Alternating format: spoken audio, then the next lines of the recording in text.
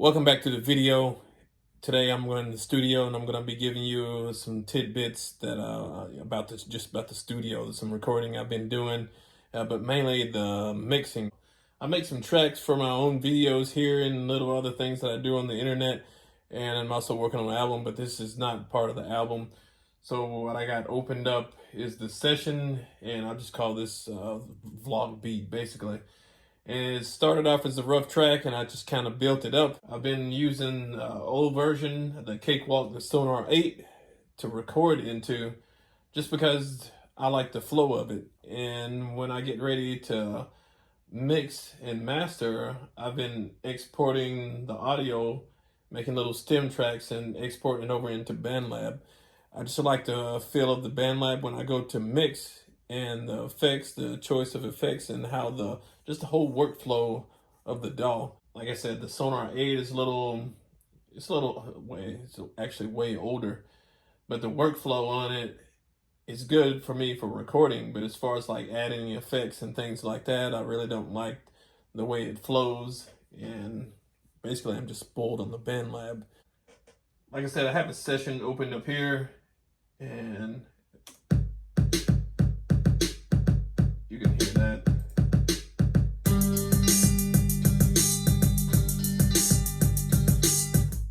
And obviously it's bad audio from you guys hearing it just straight through the microphone, but it's really dry and it's not mixed. And it's pretty much bone stock. Everything's at stock volume, and it's actually a piece that I've used in some of my videos just like this, because background audio doesn't need to be so finesse. But what I'm going to go through now is go through and make sure all the levels are at the same place. Sometimes when I listen to this, I'll change the levels around. So I've basically got them all at 0. And I don't, if you see up here in the black boxes, I don't have any effects or anything running. You see the main mixing board here, master, and some of the other buses over to the right. So close that out. But I kind of call this a jingle. You can put it on a loop. You can do a lot of different things to it. You can chop it up in different ways too. But it's only a little under 4 minutes. So basically what I do is take each individual track and I export it. So like I have the kick drum here, and I'm going to take this kick drum and I'm going to solo the track.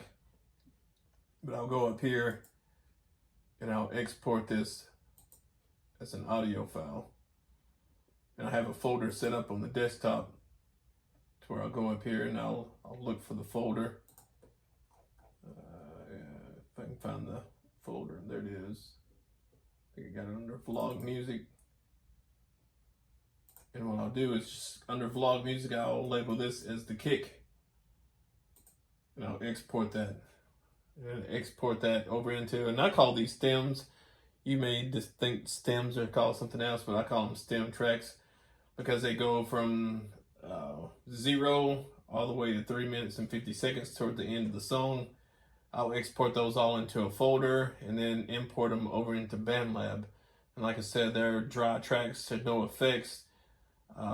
They've not even been normalized. I'm gonna do the rest of these tracks, but you guys don't have to sit through all this.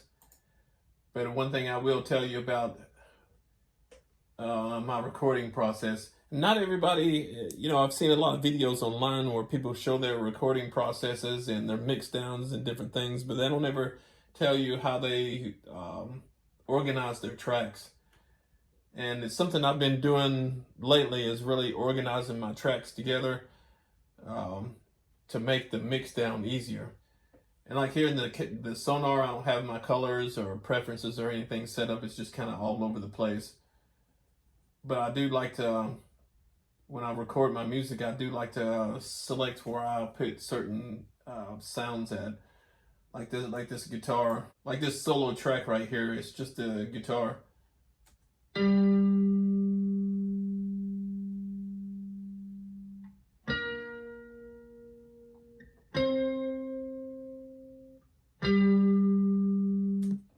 And you hear that track.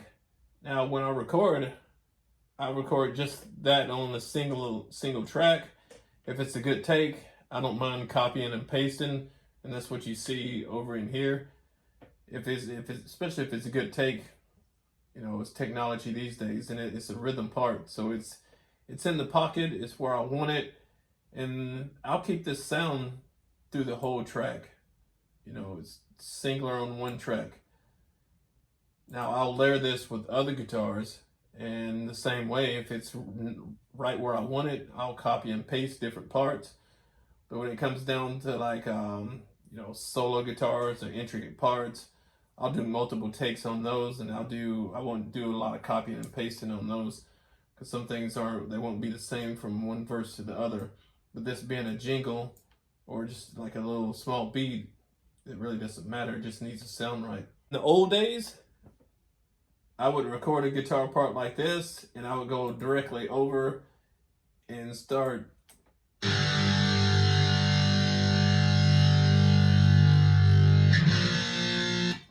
And I would put like distorted rhythms on the same track as my clean track. And now it's like I was playing it live, and I was switching out the pedals on and off. It really wasn't any type of order to what I was doing. You know, sometimes I would record a lead track, and my lead track would have some clean guitars and also dirty guitars, and they would be on the same track. And it would cause time, that was time consuming when I got to the mixdown process, because I had to stop, change levels, do different types of snapshots, change EQs, and all that type of stuff. And as you see, I have my clean guitars, like I have the rhythm track here, I have another rhythm track below, I have 3 rhythm tracks in here. This 4th rhythm track I decided to nix, and muted that track. So I have the rhythms over there. Now I have some dirty rhythms, and you can see the dirty rhythms are on 3 different tracks. And these tracks repeat over here. It's the same dirty rhythm throughout. So when I have these different types of sounding guitars, I put them on separate tracks. Even if I had like a little fill in this spot, that's a keyboard fill, the green part that you see on there. But if I have a little fill for a guitar, a spot to put just a little filler space in, I'll make just a specific track for a fill. The whole track may just have 2 or 3 seconds of, you know, guitar on it. It makes the mixdown process much easier when it's like that. And there can be some tracks in here that I go from the beginning of the song to the end of the song, and there'll be some tracks that there's only like 5 seconds of guitar with a different sound. Some of them may have the same clean guitar, but they may be panned in a different to a different speaker. They may have a different EQ on them.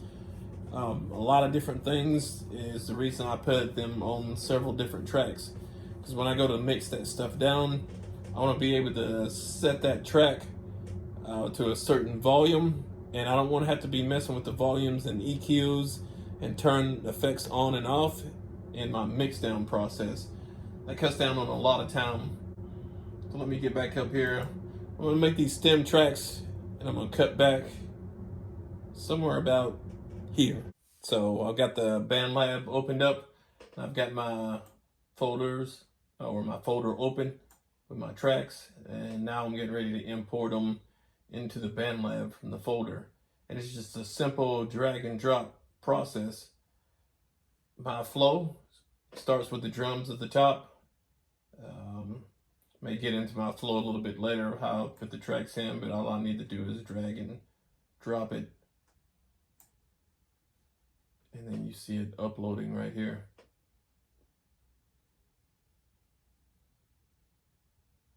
So that's uploaded, but I won't bore you guys with the upload, and I will come back and you'll see the pretty colors and everything that I add in here, and we'll be ready to mix. So now you see all the pretty colors, and I've got my tracks laid out.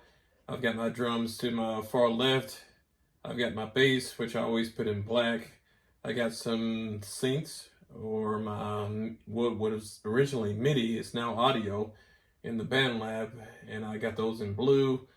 I usually put my rhythm guitar tracks or clean guitar tracks in either a light gray or dark gray, and I have my leads in red. Over to my right, I have my bus tracks, and I have them color coordinated as well. The master's always left dark, and the rest of them color coordinate with their tracks that are going to be bussed to them. But one of the things I do when I mix is I close all the tracks up at the top up here, and you can see the audio that was in there. And one of the reasons that I'm doing that stuff is because you mix with your ears, you don't mix with your eyes. So a lot of times I'll close all this stuff up, and I've been in the habit of mixing with my ears as I go along. And one of the first things that I do when I start mixing is I listen through the song, and I just set all the levels on my tracks, and I may set the pans as I go. I already have an idea where what space each instrument is gonna sit in. So I'll do the pans sometimes.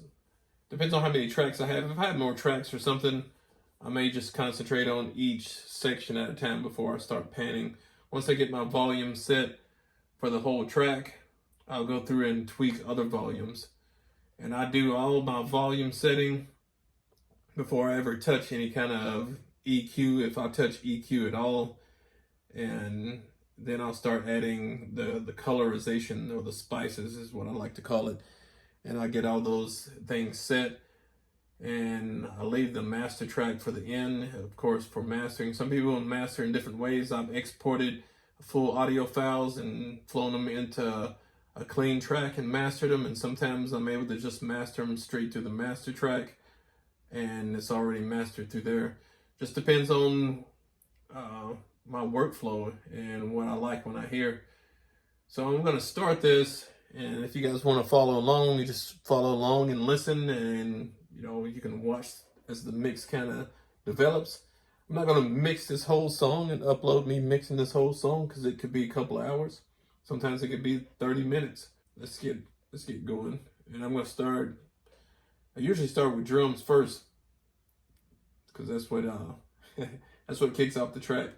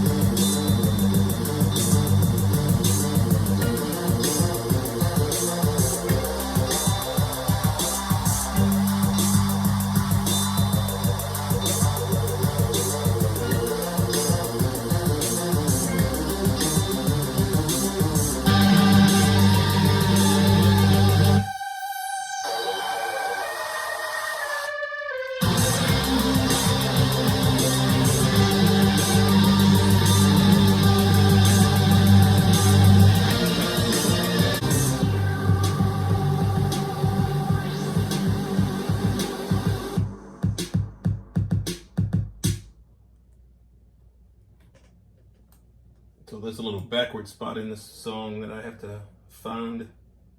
So now I have to go back up and look for where it is on the track. It's kind of hard to see. There it is.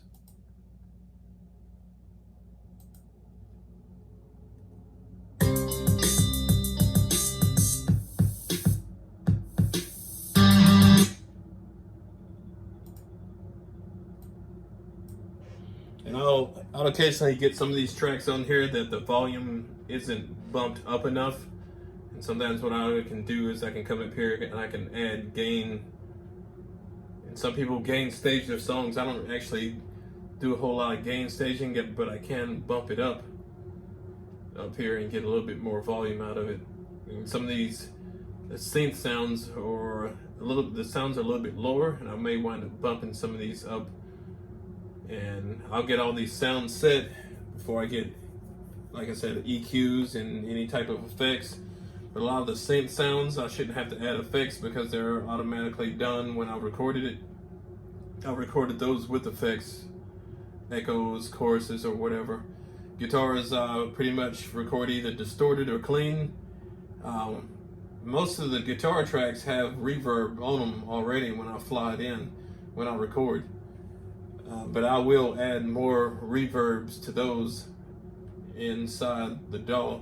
Most of the guitars that get panned hard will get some type of reverb, and sometimes I'll pan reverb different types of ways when I add the effects tracks in here.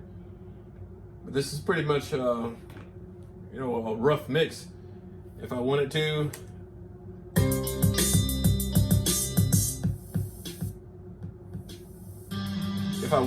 while I'm playing this, I could come over here to my master bus, set all the volumes where they needed to be, and this track would be ready to go. But I'm gonna probably spend a little bit of time on it and just put some finishing touches on it from here.